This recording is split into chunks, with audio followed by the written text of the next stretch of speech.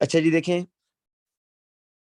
ये जो पेपर है ना, ये टोटल आपका 30 मार्क्स का पेपर है, 30 मार्क्स का। और आप ये समझ लें कि आप 3 मार्क्स इसमें लूज़ करेंगे तो आपके 10% मार्क्स कम, 6 मार्क्स लूज़ करेंगे तो 20% मार्क्स आपके कम होते जाएँगे और मिनिमम आपको 70% मार्क्स इस पेपर में लेने हैं फॉर द ए ग्रेड, ठीक है? मिनिमम 70% आपके मार्क्स होने चाहिए अगर आप ए ग्रेड लेना चाहते हैं इस पेपर में, पेपर 5 में। तो 2 ही बड़ा क्वेश्चन है, क्वेश्चन नंबर 1 पर आ जाएँ। क्वेश्चन नंबर 1, अच्छा इसमें कुछ चीज़ें मैं आपको साथ-साथ बताता रहूँगा, जिस तरह वो कहेगा जी कि ये जो केमिकल है ये मतलब कोरोसिव इन नेचर है, तो आप इसमें क्या प्रिकॉशन करेंगे? तो वो मैं आपको बताता रहूँगा, आपने ग्लव्स वगैरह वहाँ पर लिखना होगा कि हम ये प्रैक्टिकल करते हुए ग्लव्स की यूज़ करेंगे।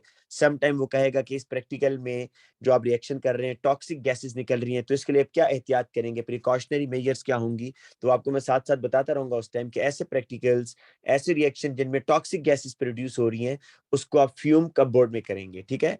तो हैज़र्ड क्या है? मतलब अगर कोई जो है कोरोसिव ऑन स्किन है, ये एक हैज़र्ड है ना, कि ये स्किन के लिए मतलब कोरोसिव इन नेचर है। तो इसका प्रिकॉशनरी मेजर क्या होगा? ग्लव्स। तो ये बेटा चीज़ें साथ-साथ आपको मैं बताऊँगा। अभी फिलहाल हम क्वेश्चन स्टार्ट करते हैं। क्वेश्चन ये है जी, एग शेल जो होता है ना, इसमें high percentage of calcium carbonate है एग शेल में। A student wants to find out what percentage of an eggshell is calcium carbonate and uses the following method. अच्छा, उसने ये देखना है कि एग शेल में कैल्शियम कार्बोनेट कितना है और this method uses a known excess of acid to dissolve the eggshell. देखिए, कैल्शियम कार्बोनेट है ना, तो याद रखें कैल्शियम कार्बोनेट्स, जितने भी कार्बोनेट्स होते हैं, ये बेसिक इन नेचर होते हैं। All carbonates are basic in nature. अब आप इस कैल्शियम कार्बोनेट को एक्सेस ऑफ एसिड में डालेंगे, the amount of unreacted acid is then determined by titration with an alkali. चलें, ये मैं सारी बेटा डायग्राम से भी एक्सप्लेन करता हूँ, पहले स्टेप सुन लें क्या कह रहा है। स्टेप नंबर 1 क्या है कि wash an empty eggshell with distilled water. अच्छा, वॉश करने की बेटा रीजन ये है कि एगशेल में जो इम्प्यूरिटीज ऊपर लगी हुई हैं वो आप उसको वाटर से डिसॉल्व वो क्योंकि वाटर में डिसॉल्व हो जाएंगी और वो एगशेल आपका क्लीन हो जाएगा फ्रॉम द इम्प्यूरिटीज, ठीक है। फिर वो ये कह रहा है कि warm the eggshell in an oven for a few minutes until it dry. क्योंकि बेटा जब आप एगशेल को शुरू में वॉश करेंगे तो जाहिर बात है कुछ वाटर के ड्रॉप्स उसमें रह जाएंगे और आप अगर वेट आपके पास एगशेल है ना, वेट एगशेल, और आप उसका मैस लेंगे एगशेल का, तो उसमें तो वाटर का मैस भी आ जाएगा। इसलिए वो कह रहा है कि warm the eggshell in an oven, कि आप सारा वाटर उसमें से एवापोरेट करें, ठीक है। अच्छा, फिर उसके बाद जी कह रहा है कि grind the eggshell into powder. आप फिर एगशेल को ग्राइंड करें। आपको ये रीजन समझ आ रही होगी ग्राइंड क्यों कर रहा है, ताकि रेट ऑफ रिएक्शन इंक्रीज हो जाए, सरफेस एरिया बढ़ जाए ना, इसलिए वो कह रहा है ग्राइंड करें एगशेल इनटू पाउडर। वो कह रहा है कि वे approximately 2 gram of the eggshell, तकरीबन अप्रोक्सीमेटली का वर्ड यूज कर रहा है कि 2 ग्राम एगशेल आपने जो पाउडर एगशेल है उसको कोनिकल फ्लास्क में डाला, using a balance which measures to 3 decimal places. आपने जिस बैलेंस पर बेटा मेजर किया ना, वो 3 डेसिमल प्लेसेस तक मेजर करता है, मतलब 2.000, ठीक है। अच्छा, इसको मैं भी अंडरलाइन कर रहा हूं क्योंकि ये इंपॉर्टेंट चीज है, ये आगे जाके आपको बताऊंगा। अब देखिए क्या कह रहे हैं जी, मैं यहाँ पर डायग्राम थोड़ी सी बनाता हूँ। ये कोनिकल फ्लास्क है आपके पास, इसमें आपने 2 ग्राम्स एग शेल लिया, 2 ग्राम्स एग शेल, और बेटा 2 ग्राम एग शेल के बाद आपने इसमें ऊपर से ऐड किया 100 cubic centimetre of 2.00 mole per cubic decimetre HCl। इतना आपने HCl ऐड किया, ठीक है जी। 2.00 moles per cubic decimetre HCl, volume 100 cubic centimetre, ये आपने एग शेल में ऐड किया। ये आपके पास एग शेल है। अच्छा, ये जो आपने ऊपर से बेटा एसिड ऐड किया ये एक्सेस में है, राइट। एक्सेस में होने का ये मतलब है कि आपने इतना एसिड डाला कि वो सारे कैल्शियम कार्बोनेट से रिएक्शन करके कुछ HCl एक्सेस में अनरिएक्टेड बच जाएगा। फिर वो कह रहे हैं कि एसिड डालने के बाद ना आपने इसको loosely loosely cover the conical flask and leave for 2 days। पहले तो लूजली कवर क्यों कह रहा है, इसलिए क्योंकि बेटा जब कैल्शियम कार्बोनेट और HCl का देखिए रिएक्शन होगा ना तो एक गैस निकलती है।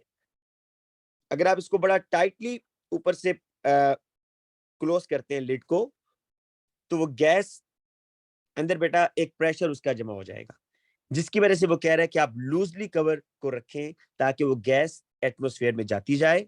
और फॉर 2 days, इतने लंबे टाइम के लिए रिएक्शन, ये सिर्फ इसलिए क्या, ताकि आप ये इंश्योर कर लें कि रिएक्शन कंप्लीट हो गया, जितने कैल्शियम कार्बोनेट ने रिएक्शन करना था कर लिया। फिर वो ये कह रहा है जी, अब देखें एग शेल के अंदर मेनली कैल्शियम कार्बोनेट है। मेनली क्या है इसमें, कैल्शियम कार्बोनेट, लेकिन कुछ और इंप्यूरिटीज भी तो होंगी ना। सारे का सारा ये कैल्शियम कार्बोनेट तो नहीं होगा एक्सेल में, मेनली कैल्शियम कार्बोनेट है, लेकिन साथ में कुछ इंप्यूरिटीज हैं। अब वो कह रहे हैं कि फिल्टर द कंटेंट, मतलब आफ्टर 2 days जब रिएक्शन हो चुका तो आप इसको फिल्टर करें। फिल्टर इसलिए करें बेटा, आप तो कह रहे होंगे फिल्टर क्यों करें भाई, क्योंकि यहाँ तो कैल्शियम क्लोराइड, कार्बन डाइऑक्साइड और वाटर बना होगा। तो बेटा ये बिल्कुल बना है, लेकिन एग शेल में जो इंप्यूरिटीज है वो तो सॉलिड फॉर्म में ही होंगी ना, जो इंप्यूरिटीज है वो सॉलिड फॉर्म में होंगी इस तरह। तो कह रहा है अब आपने इसको फिल्टर करना है इनटू दी वॉल्यूमेट्रिक फ्लास्क। इस वॉल्यूमेट्रिक फ्लास्क में डाल दें इसको, जिसका वॉल्यूम 250 क्यूबिक सेंटीमीटर है। आपने बेटा इसको यहां से इसमें ट्रांसफर करना है, फिल्टर करना है, ठीक है, फिल्टर करके ऐसे। अच्छा, फिर वो कह रहा है कि आप स्टेप नंबर 7 में filter the content of conical flask with any rinsing. Rinsing बेटा ये है, देखें कि कुछ सॉलिड जो है ना नीचे रह गया अगर, तो आप उसमें वाटर डाल के ना इसको दोबारा शेक करके वो भी डालेंगे। रिंसिंग क्या होती है कि सपोज ये आपके पास कॉनिकल फ्लास्क है, इसमें ये कुछ सॉलिड पार्टिकल्स इधर रह गए, तो आप इसमें मजीद थोड़ा सा वाटर डालें, इसको शेक करें अच्छी तरीके से, और फिर वो उठाकर दोबारा इस कॉनिकल वॉल्यूमेट्रिक फ्लास्क में डाल दें। तो ये रिंसिंग है। कह रहा है आपने रिंस करके डालना है into 250 cubic centimetre volumetric flask and top up to mark with distil water. बेटा सपोज इतना वॉल्यूम आपने डाला फ्रॉम द कॉनिकल फ्लास्क, अब कह रहा है कि आप बाकी वाटर ऐड करेंगे अंटिल टोटल सोल्यूशन कितना हो जाए, 250 हो जाए जी। तो ये पूरा आपने 250 क्यूबिक सेंटीमीटर कर लेना है डिस्टिल वाटर ऐड करके, ठीक है जी। अब क्या करेंगे जी आप, फिर स्टेप नंबर 8 जरा देखें। स्टेप नंबर 8 में ये कह रहा है कि transfer 25 cubic centimetre of the solution prepared in step 7 into conical flask. अब आपने इससे 25 क्यूबिक सेंटीमीटर दोबारा ट्रांसफर करना है जी। कितना ट्रांसफर करना है, 25 क्यूबिक सेंटीमीटर किस में ट्रांसफर करना है, into the conical flask.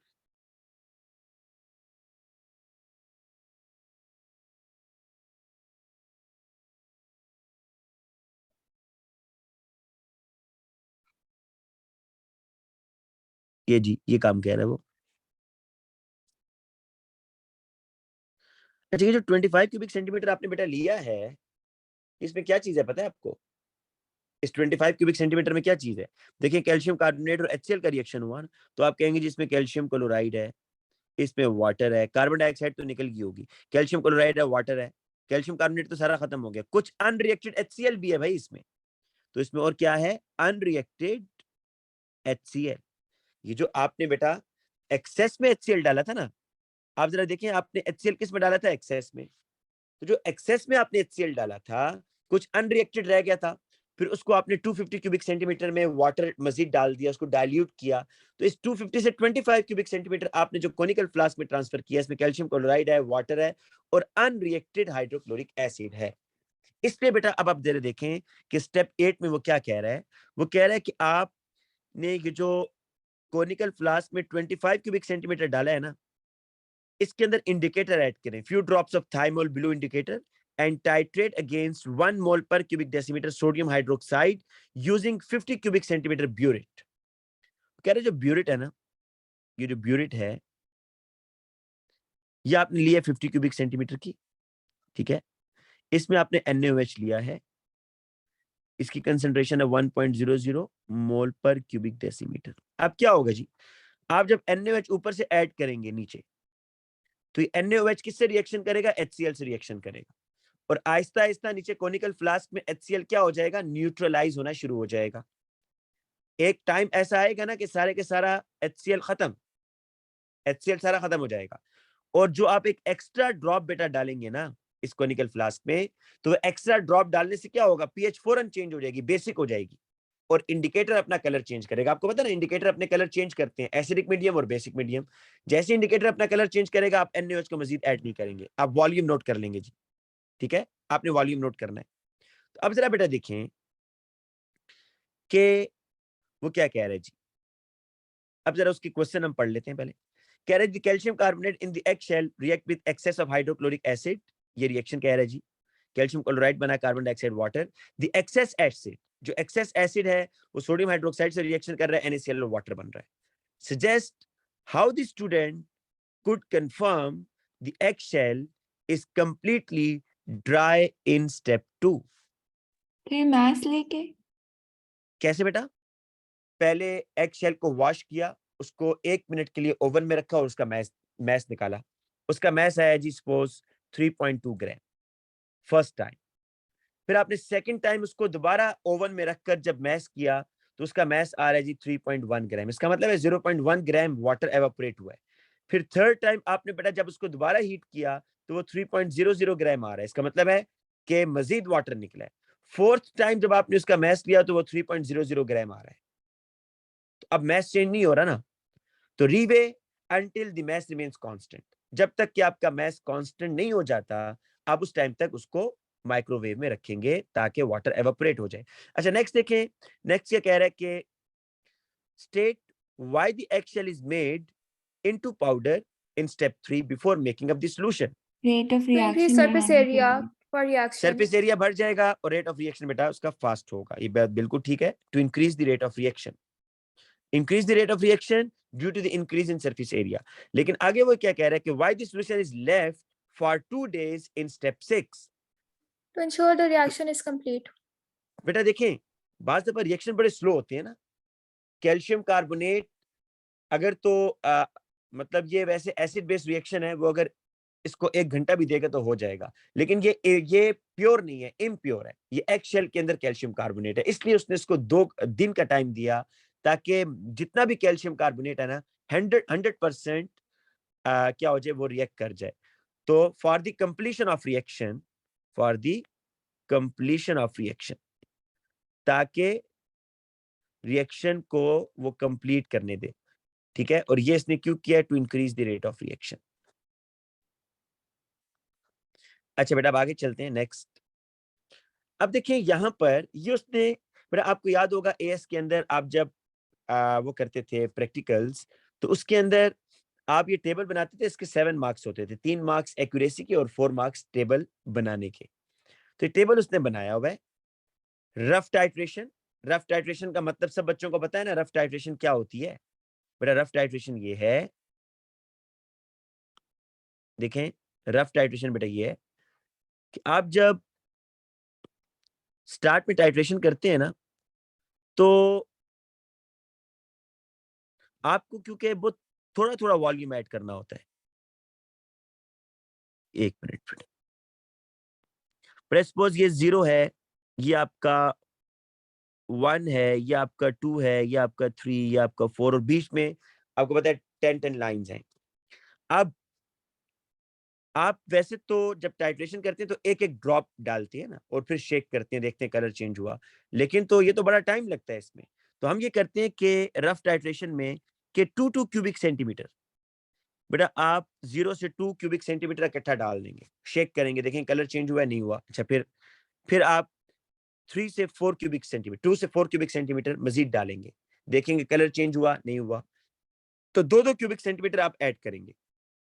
Suppose करते हैं जब आपने 2 से 4 क्यूबिक सेंटीमीटर डाला ना तो कलर चेंज हो गया जी, तो नेक्स्ट टाइम जो आप टाइट्रेशन करेंगे वो इस रेंज में बड़ा स्लो करेंगे, 2 से 4 में आप टाइट्रेशन बड़ी स्लो करेंगे, ड्रॉप ड्रॉप वाइज डालेंगे, ठीक है। तो बेसिकली रफ टाइट्रेशन आपको एक रेंज बता रहा होता है कि इस रेंज के अंदर कलर चेंज हो रहा है।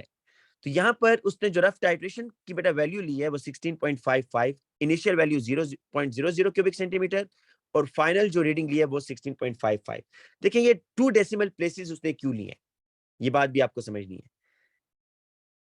बेटा 2 डेसिमल प्लेसेस इसलिए लिए हैं कि ब्यूरेट के अंदर जब आप ब्यूरेट से बेटा रीडिंग करते हैं, ये आपका है ना, सपोज ये 0 है, ये 0.1 है, ये 0.2 है, ये 0.3 है, ये 0.4 है, ये 0.5, ये 0.6, 0.7, 0.8, 0.9 और ये 1 है। ये आपका 1 क्यूबिक सेंटीमीटर। अगर तो बेटा अक्सर तो ऐसे होता है कि आपके पास वॉल्यूम आ रहा है 0.1 पर या 0.2 पर या 0.3 पर, लेकिन अगर ऐसा हो कि बेटा वॉल्यूम आए आपके पास 0.5 और 0.6 के दरमियान, तो अब आप फिर क्या करते हैं, आप ये जो 0.1 का गैप है ना, क्योंकि इसके दरमियान में आ रहा है ना, अब आप इसको 0.5 पढ़ें या 0.6 पढ़ें, तो अब आप ये करते हैं कि जो 0.5 और 0.6 में कितना डिफरेंस है 0.1 का, तो 0.1 को डिवाइडेड बाय 2 करें तो 0.005 ये आ रहा है। तो बेटा असल में लीस्ट काउंट 0.05 हुआ ना इसका, कि मिनिमम वॉल्यूम जो आप मेजर कर रहे हैं वो 0.05 है, और एरर भी ब्यूरेट में क्या होता है, प्लस माइनस 0.05।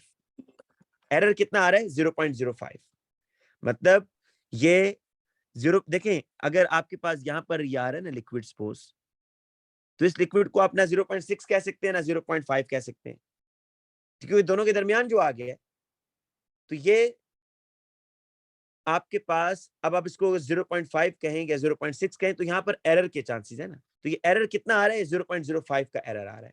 तो इस एरर में बेटा कितने कितने डेसिमल प्लेसेस आ रहे हैं, या जो लीस्ट काउंट आ रहा है, मतलब आप इसमें 0.5 में 0.05 ऐड कर देंगे, ठीक है, क्योंकि थोड़ा सा उससे नीचे आ रहा है ना। तो अब आप ये देखें कि जो लीस्ट काउंट है वो कितने डेसिमल प्लेस में आ रहा है, 2 डेसिमल प्लेसेस में, इसलिए आप ब्यूरेट में जब भी बेटा वैल्यूज लिखते हैं तो वो 2 डेसिमल प्लेसेस तक लिखते हैं, 1 डेसिमल प्लेस पे आप नहीं लिखेंगे वरना मार्क्स कटेंगे आपके, क्योंकि अभी आपने बेटा इनका डिफरेंस निकालना है ना। अब रफ टाइट्रेशन का डिफरेंस निकालें वो तो आ जाएगा 16.55, लेकिन ये जो अगली टाइट बेटा वो है, सर हमसे लीस्ट काउंट और एरर पूछ सकते हैं? बेटा वो आगे पूछेगा ना, अभी एरर आएगा, देखने अगले पार्ट में आ रहा है।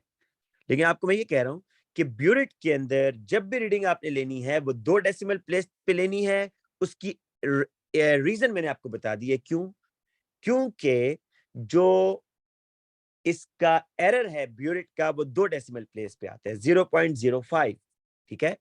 अब बेटा आप ये जो फर्स्ट एक्सपेरिमेंट है ना, एक्सपेरिमेंट नंबर 1, इसमें इनिशियल ब्यूरेट रीडिंग क्या ली थी 16.55 और फाइनल ब्यूरेट रीडिंग उसने क्या ली है 32.85, तो इसका डिफरेंस कितना आ रहा है बेटा 16.30, जीरो लिखना लाजमी है। सेकेंड एक्सपेरिमेंट में देखें बेटा, जो इनिशियल वैल्यू है वो 0.10 है और जो फाइनल वैल्यू आ रही है वो 16.10, तो आपके पास जो डिफरेंस आ रहा है 16.00। और थर्ड एक्सपेरिमेंट में बेटा देखें जो उसने रिपीट किया है, इनिशियल रीडिंग 16.10, फाइनल कितना वॉल्यूम NaOH का यूज हो रहा है बेटा, ये जो वॉल्यूम उसने लिया है ना ये NaOH के लिए, ठीक है ना, ये वॉल्यूम उसने जो लिया है NaOH के लिए। और नीचे बेटा याद रखें, ऊपर तो उसने कहा था ना कि एक्सेल अप्रोक्सीमेटली 2 ग्राम, एक्सेल कितना कहा था अप्रोक्सीमेटली 2 ग्राम, लेकिन यहां पर देखें अब वो कह रहे हैं कि स्टूडेंट ने एग्जैक्टली 2.136 ग्राम पाउडर्ड एक्सेल लिया है। तो नीचे याद रखिएगा कोनिकल फ्लास्क में जो आपका एक्सेल था ना, जो आपने HCl और एक्सेल का रिएक्शन करवाया था उसमें एक्सेल 2.136 ग्राम है, ठीक है।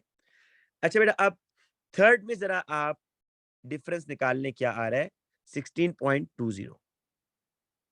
अब देखिए ये 3 एक्सपेरिमेंट आपने किए 1 2 3, आपने मीन टाइटर कहते हैं उस वॉल्यूम को जो आप ब्यूरेट से ले रहे होते हैं, तो ये ब्यूरेट के बेटा वॉल्यूम्स हैं, ये वॉल्यूम ब्यूरेट से आपने नोट किए हैं। मीन टाइटर मीन जो mean volume used by burette, जो ब्यूरेट से यूज हुआ है। एवरेज आप उन दो वैल्यूज का लेंगे जिन दो में 0.1 या उससे कम का डिफरेंस आ रहा है। तो ये देखें 16.30 एंड 16.20, पर इन दो वैल्यूज का आप मीन या एवरेज लेंगे क्योंकि ये दो ऐसी वैल्यूज हैं जिसमें 0.1 या इससे कम का डिफरेंस आ रहा है। तो 16.30 प्लस 16.20 डिवाइडेड बाय 2, तो आपके पास बेटा आंसर आ जाएगा 16.25। सर एवरेज में हम रफ को नहीं इंक्लूड करते हैं ना?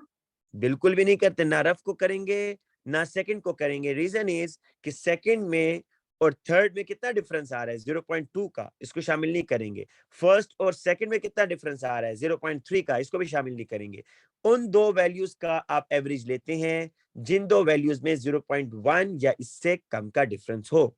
अब बेटा आपने ये किसका वॉल्यूम आया है, ये वॉल्यूम ऑफ NaOH है, वॉल्यूम ऑफ NaOH। और ये पता है कौन सा वॉल्यूम है भाई NaOH का, ये वो वॉल्यूम है जिसने अनरिएक्टेड HCl से रिएक्शन किया है। ये कोनिकल फ्लास्क जो था ना बेटा, इसमें तीन चीजें थी ना, कैल्शियम क्लोराइड था, वाटर था और अनरिएक्टेड HCl था। वो HCl जिसने कैल्शियम कार्बोनेट XL से रिएक्शन नहीं किया। अब वो क्या कह रहे हैं जी, calculate the amount in moles sir of unreacted HCl। जी बेटा, HCl भी इतना ही होगा जितना वॉल्यूम ऑफ NaOH यूज हुआ था? मैं बता रहा हूँ, अभी बताता हूँ खुशी। ओके। कि देखें, क्योंकि कंसंट्रेशन बेटा डिफरेंट है ना, इसलिए लाजमी नहीं है कि उतना ही होगा। Calculate the amount in mole of unreacted HCl prepared in step 7। अब आप पता है क्या करें, आपको ये बताना है कि नीचे HCl कितना है, उसके मोल्स बताने। तो आप किससे हेल्प लेंगे, दाऊद बता सकते हो बेटा क्या किया जाए HCl के मोल फाइंड आउट करने? सर इक्वेशन लिखेंगे क्योंकि हमें पाउडर यस, एक्सेल्स का इक्वेशन ग्राफ तो दिए चले हुए हैं। हैं, इक्वेशन तो है, लेकिन आप पहला काम क्या करेंगे, क्या NaOH के मोल नहीं निकालेंगे जो ऊपर ब्यूरेट में है बेटा? NaOH के मोल निकालेंगे ना। देखिए NaOH के की कंसंट्रेशन गिवन है 1 मोल और इसका वॉल्यूम भी गिवन है ना बेटा, ये देखें कंसंट्रेशन भी गिवन है। NaOH की क्या कंसंट्रेशन है बोलिएगा, ये जो आपने ब्यूरेट में NaOH लिया हुआ है क्या कंसंट्रेशन है इसकी, 1 मोल per dm³। और इसका वॉल्यूम कितना यूज हो रहा है ये पता है आपको, ऊपर से NaOH कितना ऐड किया आपने? 16.25 cm³। यस, तो आपको ये दोनों चीजें अगर पता है तो आप पहला काम कंसंट्रेशन ऑफ NaOH ये है जी 1.00 मोल पर क्यूबिक डेसीमीटर, और जो मोल्स हैं, सॉरी जो वॉल्यूम ऑफ NaOH है, वॉल्यूम ऑफ NaOH कितना यूज हो रहा है 16.25 क्यूबिक सेंटीमीटर। बेटा अगर आपको कंसंट्रेशन पता हो और मोल पता हो, कंसंट्रेशन पता हो और वॉल्यूम पता हो, मोल निकाल सकते हैं? जी बताएं, NaOH के जी मोल निकाल सर। सकते हैं या नहीं? क्या करेंगे, कंसंट्रेशन को वॉल्यूम से मल्टीप्लाई कर दें डिवाइडेड बाय 1000। रेशो मेथड से करना है उससे कर लें।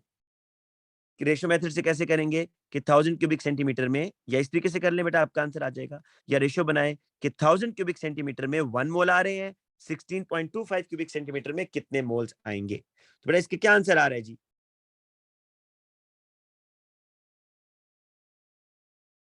हाँ जी बेटा क्या आंसर आ रहा है, इसको जरा सॉल्व करें ना। 16.25 डिवाइडेड बाय 1000, 0.01625। 0.01625। तो बेटा अब जरा देखें कि HCl और NaOH में मोलर रेशो क्या होती है, 1:1। जितने मोल HCl के होंगे उतने NaOH के होंगे। HCl के सॉरी NaOH के कितने मोल यूज हो रहे हैं 0.01625, तो HCl के भी कितने होंगे 0.01625। तो बेटा ये आपने मोल निकाल लिए 0.01625। लेकिन ये बात जेहन में रहे कि जो मोल आपने HCl के निकाले हैं ये कोनिकल फ्लास्क में जो अनरिएक्टेड था। कोनिकल फ्लास्क में आपने HCl कितना लिया था, जरा ऊपर डायग्राम देख के बता दें। कोनिकल फ्लास्क में आपने HCl कितना लिया बेटा, कितना वॉल्यूम ट्रांसफर किया था इनटू द कोनिकल फ्लास्क? 25 बेटा 25 25। तो ये बात आपने भूलनी नहीं है कि जो मोल आपने निकाले हैं ना, ये मोल बेटा, ये मोल जो आपने निकाले हैं इधर, ये इन 25 क्यूबिक सेंटीमीटर हैं। अब आगे चलें, वो कह रहा है calculate the amount in mole of calcium carbonate that react with excess of acid. अब पता है आपसे क्या पूछ रहा है बेटा, आपसे ये पूछ रहा है कि ये बताएं, अब जरा इस डायग्राम को देखें पहले, कि ये जो आपने ऊपर से फर्स्ट डायग्राम को देखें, जो आपने ऊपर से एक्सेस ऑफ एसिड डाला था ना HCl, कितने HCl के मोल ने कैल्शियम कार्बोनेट से रिएक्शन किया, रिएक्टेड मोल। क्या निकालने आपने, रिएक्टेड मोल। भाई आपको अनरिएक्टेड मोल का पता चल गया है, लेकिन वो 25 में पता चला है, अभी 250 में नहीं पता चला। आपको अनरिएक्टेड मोल का पता है और आपको अभी पूछ रहा है कि बताएं रिएक्टेड मोल कितने हैं। सर जिन्होंने टोटल में कैल्शियम से कार्बोनेट अनरिएक्टेड हटा देंगे। नहीं बेटा, अभी नहीं, अभी देखो, ये तो आपने जो अनरिएक्टेड मोल है ना, ये तो 25 में निकाले हैं। अभी आप अनरिएक्टेड मोल 250 में पहले निकालो ना, ओके सर। क्योंकि आपने 250 से 25 क्यूबिक सेंटीमीटर ट्रांसफर किया था। तो अभी सर आप, उसको बस टाइम्स 10 कर लेंगे। हाँ सही कह रहे हो दाऊद, सही कह रहे हो, एक जीरो कम हो जाएगा बेसिकली। तो ये देखिए बेटा, इसको हम अगर ऐसे कर लें यहाँ, क्योंकि ये देखिए ऐसे 3 मार्क्स का क्वेश्चन है, इसमें काफी कैलकुलेशन आपने करनी है। तो रेशियो से कर 25, सकते हैं ना? हाँ मैं रेशियो से बेटा कर रहा हूँ। 25 क्यूबिक सेंटीमीटर में आपके पास आ रहा है, बेसिकली जो दाऊद ने कहा ना, टाइम्स 10 कर दें इसको, 10 से मल्टीप्लाई कर दें। देखे ना 25 में इतने, तो 250 में कितने होंगे, तो टाइम्स 10 हो रहा है ना, या नहीं? जी सर। तो 250 में आपने x कर दिया, तो ये x आपके पास आएगा 0.1625 moles of unreacted HCl in 250 cubic centimetre. अब आप पता है क्या करें, वो आपसे रिएक्टेड कह रहा है calculate the amount in moles of calcium carbonate, लेकिन आपको पहले रिएक्टेड मोल HCl के निकालने हैं। तो अब बेटा रिएक्टेड मोल पता है कैसे निकालें, आप पहले टोटल मोल ऑफ HCl निकालें, टोटल मोल्स ऑफ HCl। इधर देखिएगा जरा ऊपर डायग्राम में मैं जा रहा हूं, फिर बेटा ये टोटल मोल ऑफ HCl देखें, निकल सकते हैं टोटल मोल्स। आपने हाइड्रोक्लोरिक एसिड की कंसंट्रेशन ली हुई है 2 मोल पर क्यूबिक डेसीमीटर और वॉल्यूम है 100, तो यहां से आपके पास टोटल मोल आएंगे। अगर आप इन कंसंट्रेशन को वॉल्यूम से मल्टीप्लाई करके डिवाइडेड बाय 1000 कर दें, तो टोटल मोल्स आपके पास HCl के आएंगे। और अनरिएक्टेड मोल भी आपके पास आ गए, तो टोटल में से अनरिएक्टेड करेंगे तो वो मोल्स आएंगे जिन्होंने कैल्शियम कार्बोनेट से रिएक्शन किया है। लेकिन अभी आप फिलहाल टोटल मोल बेटा निकालें, 100 को मल्टीप्लाई करें 2 से डिवाइडेड बाय 1000, तो ये देखें 100 वॉल्यूम था, 2 मोल पर क्यूबिक डेसीमीटर कंसंट्रेशन है, डिवाइडेड बाय 1000, 0.2। ये बेटा आपके पास टोटल मोल आ रहे हैं 0.2। अच्छा अनरिएक्टेड मोल कितने आ रहे हैं जी, ये आप निकाल चुके हैं। अनरिएक्टेड मोल्स ऑफ HCl कितने आ रहे हैं बेटा, 0.1625 ना बेटा, ये नहीं निकाले अभी, देखें क्या कहते हैं। Yes sir. तो reacted moles, 0.0375। Yes, reacted moles of HCl with calcium carbonate. अब जो आएंगे बेटा वो मोल्स आएंगे जिन्होंने कैल्शियम कार्बोनेट से रिएक्शन किया। और क्या बता रही हैं जी आप, 0.0375। 0.0375, ये बेटा वो मोल्स हैं जिन्होंने कैल्शियम कार्बोनेट से रिएक्शन किया। अब एक और बात, अब दोबारा इक्वेशन पर आते हैं जी। ये इक्वेशन उसने बनाई हुई है यहाँ पर, ये देखें, आपको कैल्शियम कार्बोनेट का मोल पता चल गया 0.0375। जरा मोलर रेशियो चेक करें HCl और कैल्शियम कार्बोनेट में क्या है, 2:1। तो मोलर रेशियो बेटा 2:1 है, तो HCl अगर 0.0375 है तो कैल्शियम कार्बोनेट इसका हाफ होगा ना, क्योंकि 2:1 है। 0.01875। यस बेटा, तो यहां पर मैं मोल्स लिख रहा हूं, मोल्स ऑफ कैल्शियम कार्बोनेट, ये आपके पास 0.0375 को डिवाइडेड बाय 2 कर देंगे आप, तो 0.01875। अब जी आगे चलें, ये तो है मोल्स। अब वो कह रहा है कि आपने परसेंटेज निकालनी है, percentage by mass of calcium carbonate in egg shell. आपने बताना है कि एग शेल में कैल्शियम कार्बोनेट कितना है। बेटा मोल्स, कैल्शियम कार्बोनेट के मोल निकाल लिए, इसको मैस में लेके जाइए। मैथ्स में कन्वर्ट करेंगे। बेटा ये आपने, मोल्स इनटू एमआर। यस बेटा, ये जो आज से ना O1 में, आज से तकरीबन 3-4 साल पहले आप ये फॉर्मूला पढ़ चुके हैं और ये बार बार यूज होता है, लेकिन मुझे नहीं समझ आती, यहाँ बच्चे मिस्टेक करते हैं अक्सर। फिर भी ये देखें, ये फॉर्मूला है, number of moles mass in gram divided by MR। Moles आपके पास हैं 0.1875, मैस इन ग्राम बेटा आपको फाइंड आउट करना है ना, तो मैस इन ग्राम को आप ऐसे ही रहने दें। MR कैल्शियम कार्बोनेट का कितना होता है, कैल्शियम का 40 होता है, कार्बन का 12, ऑक्सीजन का 16, 3 जा 48, तो 100 आ जाएगा। तो 100 टाइम्स 0.1875, तो आपके पास मैस आ जाएगा, mass of calcium carbonate in eggshell. कितना आ रहा है जी, 1.875। 1.875। अब बेटा आपने पता क्या करना है, percentage by mass of calcium carbonate in eggshell. Percentage कैसे निकालते हैं भाई? जो mass of calcium carbonate divided by total mass into 100, percentage निकालनी है ना कैल्शियम कार्बोनेट की, तो mass of calcium carbonate that is 1.875, total mass of eggshell कितना है भाई, ये बताएं। ये जरा लाइन पढ़ के बताइए। 2.136 यस, क्योंकि देखिए ये एक्सपेरिमेंट बी यहां से स्टार्ट हो रहा है भाई। ऊपर तो उसने अप्रोक्सीमेटली 2 ग्राम बताया था ना, लेकिन जो क्वेश्चन है वो बी से स्टार्ट हो रहा है, तो यहाँ पर जो उसने पाउडर एगशेल लिया वो 2.136 ग्राम लिया, इनटू 100 कर दें, 87.78। ठीक है। अब आपके पास ये तो आ गई परसेंटेज। अब आ जाए इसके अगले जो क्वेश्चन है वो थोड़े से ट्रिकी हैं। ये तो बड़ा सिंपल सा क्वेश्चन आप ओ लेवल्स में एटीपी में करके आए हैं कि name a suitable piece of apparatus which could be used to transfer 25 cubic centimeter solution in step 8। जी बेटा, वॉल्यूमेट्रिक पिपेट जो होती है, जो वॉल्यूम मेजर करती है, ये देखें इस round bottom flask, volumetric flask जो है, वॉल्यूमेट्रिक फ्लास्क, इससे जो आपने वॉल्यूम ट्रांसफर करना होता है ना इनटू द कोनिकल फ्लास्क, तो आप पिपेट यूज करते हैं जो कि एक्यूरेट वॉल्यूम मेजर करती है। अच्छा यहां पर आप आए, इसमें मुझे ये बताएं, in step 4 conical flask is weighed using a balance accurate to 3 decimal places and the mass recorded. The eggshell is placed in the conical flask and the mass increased by 2.136 gram. Calculate the percentage error. पर आप मुझे ये बताएं, उसमें uncertainty कितनी है जो आपका मेजरिंग बैलेंस है? पता है आपको या नहीं पता? क्वेश्चन में बताया उसने या नहीं बताया? 3 decimal एरर places, कितना है? 0.001। कैसे पता है भाई ये बात? सर 3 decimal places का है तो इसलिए डिवाइडेड बाय 2 कर देंगे।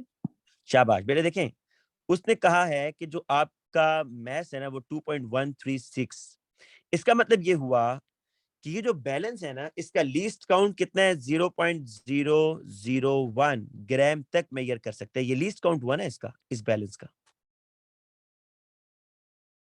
अब बेटा एरर कैसे होगा? एरर कैसे निकालेंगे आप? Least count divided by 2। जी, लीस्ट काउंट डिवाइडेड बाय 2।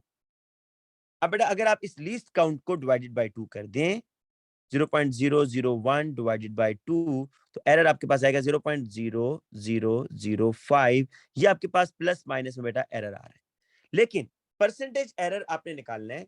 पर आप देखेंगे कि सम टाइम वो परसेंटेज एरर को टाइम्स 2 भी कर रहा होता है। टाइम्स 2 कब करता है ये कौन बच्चा बताएगा? जिस तरह देखिए ब्यूरेट है ना, जिस तरह ब्यूरेट है, ब्यूरेट मैं आपको बताता हूँ, ब्यूरेट के अंदर जो एरर है ना वो 0.05 है, क्योंकि लीस्ट काउंट 0.1 है, उसका डिवाइड बाय 2 कर दिया आपने। तो ब्यूरेट में आपने सपोज करते हैं जी टोटल वॉल्यूम कितना मेजर किया? 16.25 किया ना सपोज।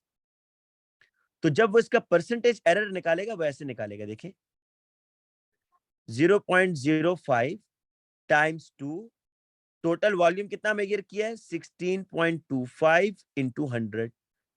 कौन बताएगा जी ये मैंने टाइम्स 2 क्यों किया? सर उनका हमने 2 रीडिंग्स लिए हैं, वन स्टार्टिंग वाली और दूसरी फाइनल वाली।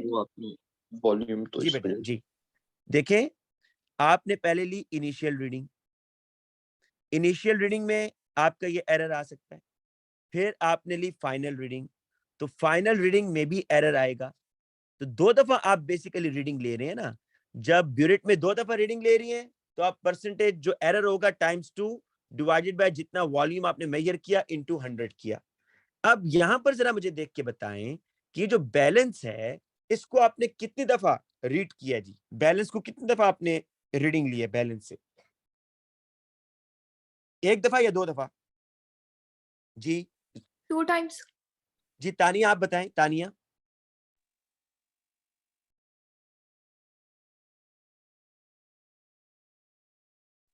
I'm not sure, sir. अस्मा आपने कितनी दफा रीडिंग ली है भाई इससे? 2 times? कैसे कैसे जरा बताइएगा। इनिशियल वाली और फिर फाइनल वाली। नहीं इनिशियल कौन सी? वो तो देखें, आप जब भी केमिस्ट्री में ना कोई मैथ्स आपने फाइंड आउट करना हो ना तो एक्यूरेट मेथड क्या होता है मैं आपको बताता हूँ। सर पहले एक्सेल के बगैर और बाद में उसके साथ लिए। पहले किसके साथ? सर पहले एम्प्टी फ्लास्क के लिए या फिर शाबाश एक्सेल के साथ लिया है? शाबाश। पहले देखिए इस तरह होता है कि पहले आप एम्प्टी फ्लास्क का वेट लिख करते हैं, ठीक है। सपोज इसका मैस जो भी आया ना एम्प्टी फ्लास्क का, तो बेटा इसका जो मैस आएगा उसमें एक दफा एरर के चांसेस है ना। देखें आपको मैंने ये कहा है कि ये जो बैलेंस है ये 0.001 ग्राम तक मेजर कर रहा है, 3 डेसिमल प्लेस तक मेजर कर रहा है ना, 0.001। सपोज करते हैं जी कि आपने जो एक्सेल डाला उसका मैस आ रहा था, सपोज ये आपको एग्जांपल के तौर पर बता रहा हूँ 0.0007। क्या इस मैस को मेजर कर सकेगा ये बैलेंस आपका? नहीं कर सकेगा ना। अगर 0.0007 ग्राम आप कोई चीज डालते हैं तो वो उसको 0.001 ग्राम कह देगा, मतलब ये एक एरर तो आया। तो इसीलिए मैं कह रहा हूं कि एक दफा जब आप खाली फ्लास्क लेंगे एक एरर उस वक्त आएगा, और फिर जब आप इसमें एग शेल डालेंगे, एग शेल, तो एक नया मैस आप बेटा यहाँ पर वॉल्यूम आपका इंक्रीज होगा। नहीं देखें जब आपने एग शेल डाला the mass increase by 2.136 grams, तो आपने 2 दफा रीडिंग ली है बैलेंस से, तो आप एरर ऐसे निकालेंगे, इसका एरर ऐसे होगा 0.0005 times 2 divided by total volume कितना मेजर किया आपने 2.136 इनटू 100। इस तरीके से बेटा परसेंटेज एरर आएगा। जरा करें जी क्या आ रहा है?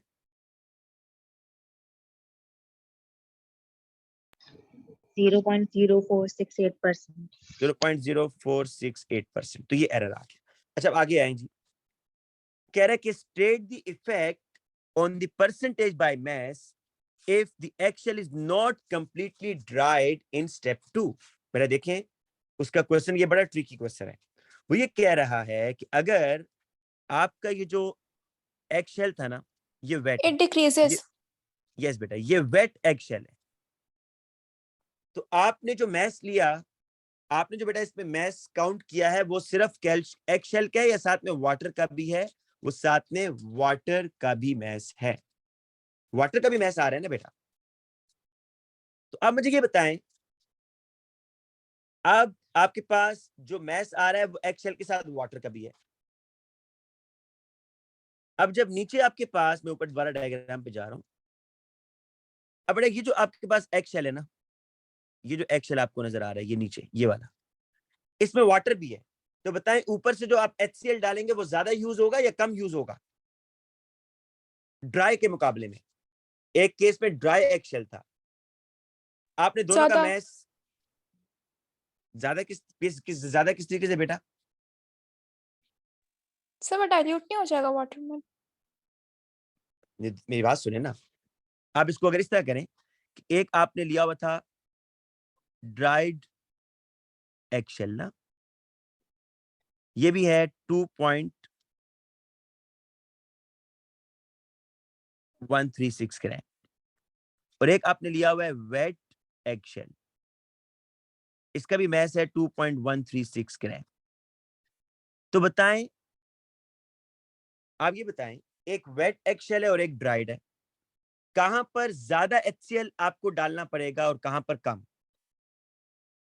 ये जो वेट एक्सेल है इसमें कैल्शियम कार्बोनेट के साथ वाटर का भी मैस मिलाकर 2.136 बन रहा है ना, या नहीं? सर ड्राइड में CaCO3 ज्यादा होगा तो HCl ज्यादा। यस, ड्राइड में CaCO3 ज्यादा है तो HCl आपका ज्यादा यूज होगा, है ना। और वेट एक्सेल के अंदर CaCO3 कम है तो आपका ऊपर से HCl भी कम यूज होगा बेटा। जब HCl कम यूज होगा, जब आपका HCl कम यूज होगा, तो अब जरा देखें सर वाटर ऐड होने का कैल्शियम कार्बोनेट से क्या रिलेशन है? देखें अगर वाटर ऐड हो रहा है तो आप तो वो सारे का सारा मैस कैल्शियम कार्बोनेट का कंसीडर कर रही है ना, असल में कि वो सारे का सारा मैस कैल्शियम कार्बोनेट का, असल में तो वो कैल्शियम कार्बोनेट का नहीं, उसमें वाटर भी ऐड हुआ है। तो क्या अब आपको HCl ऊपर से ज्यादा ऐड करना होगा फॉर द न्यूट्रलाइजेशन या कम ऐड करना होगा? तो सर जब आप मैथ एक्सपेरिमेंट सेम करें, रहेगा नहीं जो हमने नहीं लिया है, मैस वो तो सेम इंक्रीज या रहेगा, डिक्रीज नहीं होगा वेट में? मैस तो बेटा सेम रहेगा। मेरी बात सुने, कैल्शियम कार्बोनेट के अंदर वाटर भी है ना, और आपको नहीं पता, आप समझिए ये सारे के सारे कैल्शियम कार्बोनेट है, आप समझिए सारे के सारे कैल्शियम कार्बोनेट है ओके और सर। ड्राइड है, लेकिन असल में उसमें वाटर भी है। अब जब ऊपर से आप HCl डालेंगी तो आपने जो कैलकुलेशन की होगी, आपने कैलकुलेशन की होगी कि HCl को ज्यादा डालना होगा, लेकिन जो आपकी वैल्यू आएगी ऊपर से HCl जो आपने डाला प्रैक्टिकल के दौरान, वो आपकी वैल्यू थोड़ी सी कम होगी। क्यों? क्योंकि नीचे कैल्शियम कार्बोनेट उतना नहीं था जितना आपने कंसीडर किया हुआ है। आपने कंसीडर किया हुआ था ज्यादा, लेकिन उसमें से कुछ तो कैल्शियम कार्बोनेट था ही नहीं, वो तो वाटर का मैच था। तो आपको ऊपर से HCl ज्यादा डालना पड़ेगा वेट कैल्शियम कार्बोनेट में या कम, ये मुझे बताएं। कम सर। कम डालना पड़ेगा। तो अब वो देखिए उसका क्वेश्चन कि state the effect on the percentage by mass if the egg shell is not completely dried, कि अगर एग शेल जो है ना आपका कंप्लीटली ड्राइड नहीं है तो इसका percentage by mass of calcium carbonate पर क्या फर्क पड़ेगा। अब मुझे आप इसका आंसर दें It कि will कैल्शियम decrease. कार्बोनेट का मास लेस होगा ट्रू वैल्यू से या ज्यादा होगा? Sir, less. लेस होगा ना, लेस होगा। क्यों लेस होगा? Because कौन बच्चा पानी एक्सप्लेन? होगा वहां पे असल में. नहीं तो ठीक है, लेकिन लेस क्यों हुआ? Percentage by mass sir of Oh, क्योंकि कैल्शियम because वॉल्यूम कार्बोनेट। की वैसे ही HCl ऐड कम हो यूज रही होगा है। सर. ठीक है, बिल्कुल ठीक है बेटा। तो उसका नहीं, उसका 1 to 2 रेशो है ना, तो फिर रेशो के मुताबिक अगर HCl कम है तो CaCO3 भी कम होगा, तो शाबाश, CaCO3 का परसेंटेज बाय मास भी कम हो जाएगा. शाबाश, ये आपने बताया। इस तरीके से आपने सोचना है इसको। तो आप बताएंगे कि जो इसमें परसेंटेज बाय मास है कैल्शियम कार्बोनेट का वो कम होगा। Then true value, true value से बेटा जो आपका, अगर एक और बच्चा वही प्रैक्टिकल कर रहा होता ना ड्राइड कैल्शियम कार्बोनेट के साथ, तो जिसका ड्राइड कैल्शियम कार्बोनेट होगा उसका जो परसेंटेज बाय मास होगा कैल्शियम कार्बोनेट वो ज्यादा होगा। ठीक है, तो यहां पर आप बताएंगे परसेंटेज जो है bye mass of calcium carbonate would be lesser. अच्छा, लास्ट है, और इसका ताल्लुक बेटा बिल्कुल प्रैक्टिकल से। अगर आप प्रैक्टिकल आपने एएस में किया होगा तो आप बड़े आसानी से समझ जाएंगे। वो ये कह रहा है कि student repeats the method using the same apparatus but decides to use 0.1 mole per cubic decimeter NaOH to reduce the risk of corrosion। देखिए उसने जो पहले NaOH लिया ना, जो उसने पहले NaOH लिया यहां पर बेटा, वो कितना लिया था उसने? 1 मोल पर क्यूबिक डेसीमीटर। अब वो ये कह रहा है, और 1 मोल पर क्यूबिक डेसीमीटर जब उसने NaOH लिया तो कितना वॉल्यूम यूज हुआ था? 16.25। अब वो ये कह रहा है कि अगर NaOH 1 मोल ना लिया जाए, 0.1 मोल पर क्यूबिक डेसीमीटर लिया जाए, तो ताकि क्यों, अच्छा वो क्यों डाइल्यूट ले रहा है? ताकि वो कह रहा है कि reduce the risk of corrosion और Sir, डैमेज टू आईज। तो how this introduce a weakness to the experimental procedure.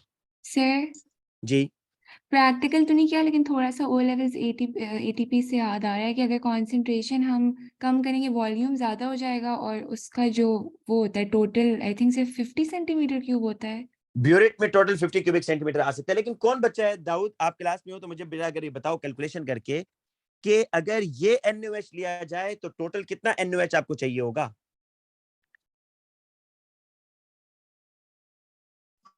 162.5 centimetre cube. कैसे कैसे भाई जुनेरा?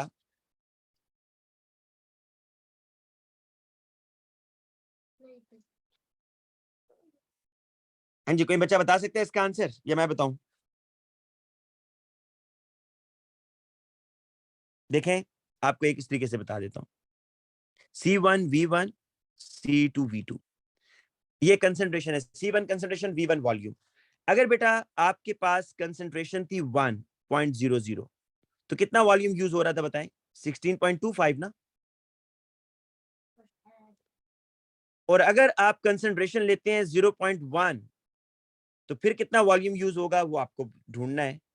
ये बेटा आपके पास एक फॉर्मूला है, C1V1 is equal to C2V2, C1 concentration, V1 volume. 1 mole per cubic decimetre के साथ इतना वॉल्यूम यूज हो रहा था। अगर आप 0.1 लेते हैं तो कितना वॉल्यूम यूज होगा? V2 is unknown. जरा V2 निकाले ना, क्या आ रहा है यहाँ से? सर ये सिर्फ तब नहीं हो रहा जब वन साइड पे अल्कली होता है, वन साइड पे एसिड होता है। यहाँ पे दोनों अल्कली हैं, सेम है। नहीं तो ये आपको किसने कह दिया भाई? मोस्टली आप वहां यूज करते हैं, लेकिन ये तो आप जहां पर आपके पास एक कंसंट्रेशन गिवन हो और दूसरी आपने उसको आपके पास कंसंट्रेशन और आपने वॉल्यूम फाइंड आउट करना हो तो आप वहां ये फॉर्मूला यूज कर सकते हैं। तो आप बताएं क्या आंसर आ रहा है इसका, जरा डिवाइड करके बताएं। 162.5। बस, तो इस तरीके से बेटा आपने बताना है 162.5 क्यूबिक सेंटीमीटर, तो एक ब्यूरेट में नहीं आ सकता ना बेटा। तो ये देखिए, ये वीकनेस है टू द एक्सपेरिमेंटल प्रोसीजर कि अगर आप इतना डाइल्यूट सॉल्यूशन लेते हैं तो आपको क्या करना पड़ेगा, पहले 50 क्यूबिक सेंटीमीटर की ब्यूरेट फिल करनी पड़ेगी, वो सारी खत्म, दोबारा 50 क्यूबिक सेंटीमीटर की फिल करनी पड़ेगी, वो भी खत्म, फिर तीसरी दफा दोबारा करनी पड़ेगी तो 150 हुआ, अभी मजीद आपको चौथी दफा ब्यूरेट को रिफिल करना पड़ेगा। तो इससे बेहतर होता है कि हम क्या करें कि कंसंट्रेशन को थोड़ा बढ़ा दें। बेटा आज की क्लास में इतना ही करेंगे, नेक्स्ट क्लास में इंशाल्लाह ये जो दूसरा क्वेश्चन है ना इसका ग्राफ से रिलेटेड, ये इंशाल्लाह कल की क्लास में करेंगे, ठीक है? सर ठीक है जी बेटा। C1 जी V1 के ऊपर नीचे डिवाइड बाय N1 नहीं होता? बेटा देखें, आपके ये मैंने जो दोनों लिए ना, ये दोनों सेम चीजें ली है ना, वो आप उस वक्त करेंगी C1 V1 over N1 is equal to C2 V2 over N2। अगर आपके पास एक एसिड है, एक अल्कली है, और उसमें मोलर रेशो भी चेंज आ रही है, सपोज कैल्शियम कार्बोनेट और HCl है, अगर इन दोनों के लिए मैं ये इक्वेशन बनाता ना, तब मैं नीचे N1 भी लिखता, क्योंकि एक के 1 मोल है, एक के 2 मोल है। लेकिन यहाँ तो दोनों ही NaOH हैं, तो यहाँ तो मुझे N1 लिखने की जरूरत ही नहीं है, दोनों ही NaOH के सोल्यूशन है ना, यस सर। इसलिए यहाँ जरूरत नहीं है बेटा। Okay sir.